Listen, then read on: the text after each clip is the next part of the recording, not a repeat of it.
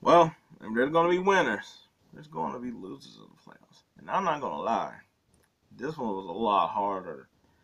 Not really to come up with, but really to organize, to figure out who I put it where. Um, at the bottom, the Clippers.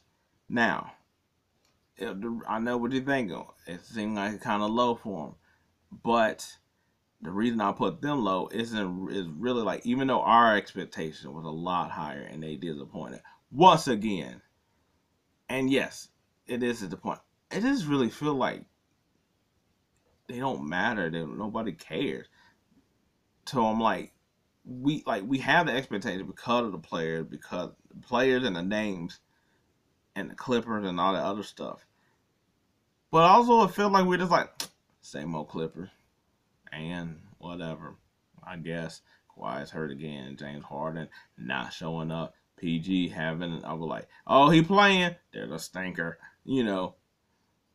Then I'm like, there's no emotion, there's no feeling really behind them at all, just because there's no shock, there's nothing to give, there's nothing here that you're like, oh no, I don't care, whatever.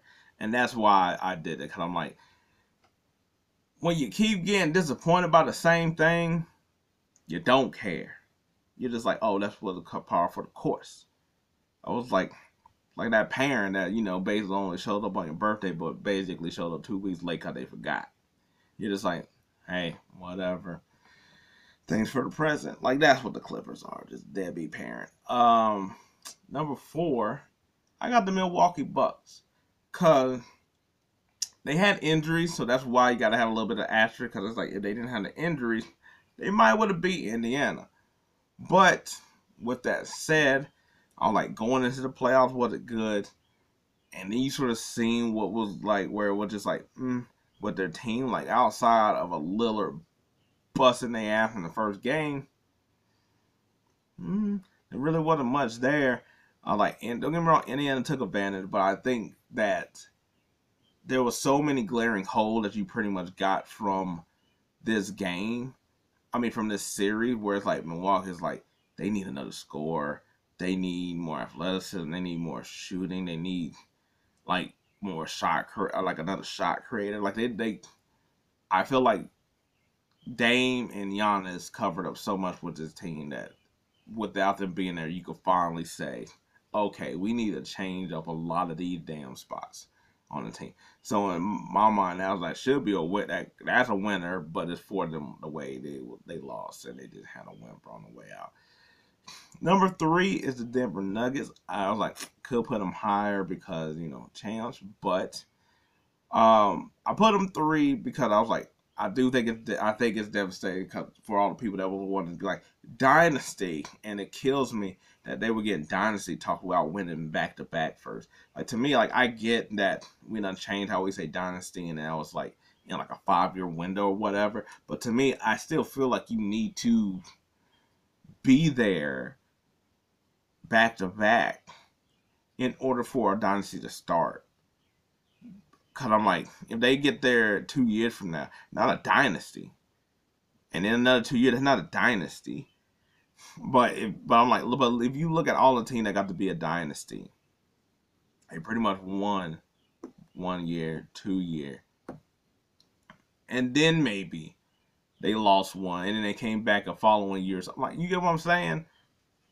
So I was like, for that, for Nikola Jokic and the MVP and stuff, and the way that series went, and also all the smack talk that it was talking, and it was acting like they was the hot stuff. And I thought their team was okay. I was like, don't get me wrong, I think Jokic is really great, and that's why their team is able to go. But I was like, some of their players, it's like I think Minnesota sort of exposed a little bit of their team going back to like the Bucks, things like that.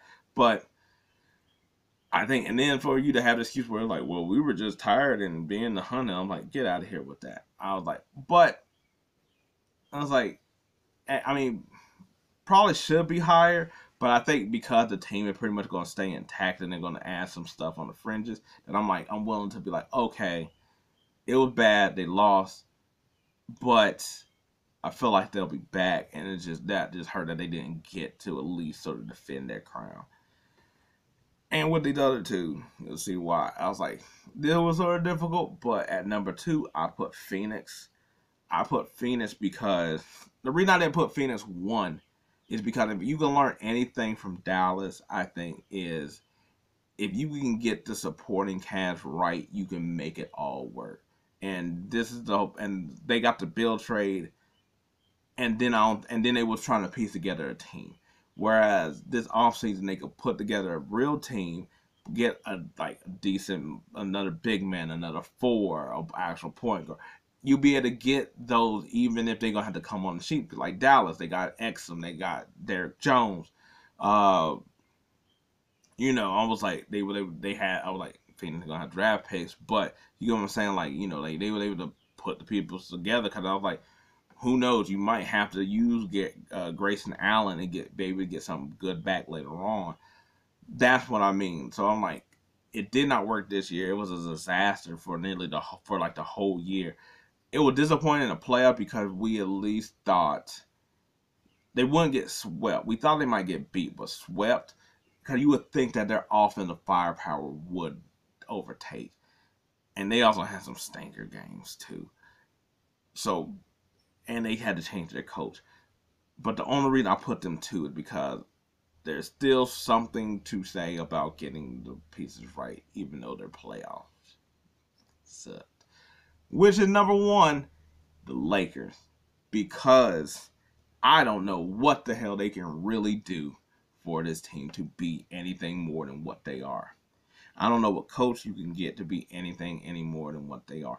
Like, whatever you say about Budenholzer with Phoenix, I like, even though they fired Vogel with, that, whatever. I think Budenholzer is a competent coach where he was just at least with the team. Might not take it any higher, even though, he won a championship, but he really didn't. But I'm like, he's here. Who's gonna really be here to coach LeBron? I was like, yes, it's be a Pelinka to get the pieces around, but I was like, at the same time, I'm like, you also got to get the right pieces. Then once you get those pieces, what are you gonna do with them? You got to keep the same pieces. You got Russell, Reeves, Rui. You really got some sorry pieces here. I was like, I'm not really hyped on none of these players. You still gotta get a big man. You still gotta you gotta get another wing player. Like, there's so much that you gotta get.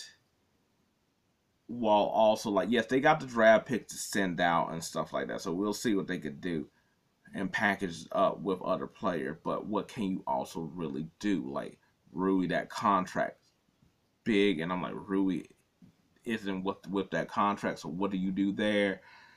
I think they got a lot more questions than answers and unlike the Clippers, where the Clippers, like, I'm like, nobody cares about. The Lakers have a real passionate fan base. The media talks about them all the time. So they got all this extra stuff that they got going with them that makes it a lot more impactful when they don't do stuff that I don't think they're going to be able to do. And I think that they're going to stay there. Where all the other teams, the Bucks can improve, the Nuggets can improve, the Suns can improve. So that's why they're not that high, because there's still hope for them. I don't think there's really any hope for the Lakers. I don't really see what the Lakers could really pull off again of trying to get free agents and or whatever to try to pick up. Hey, look, maybe I'm wrong, and they bring in a pretty decent free agent. I was like, I don't know who that would be necessarily, just because I don't know who really, like, I don't know if a Mitchell helps them, is what I'm trying to say. Or Jimmy Butler, I don't know if that really helps them. You know what I'm saying? So we'll see. But anyway, we'll see how that offseason goes for all these teams. So until then, I'm out.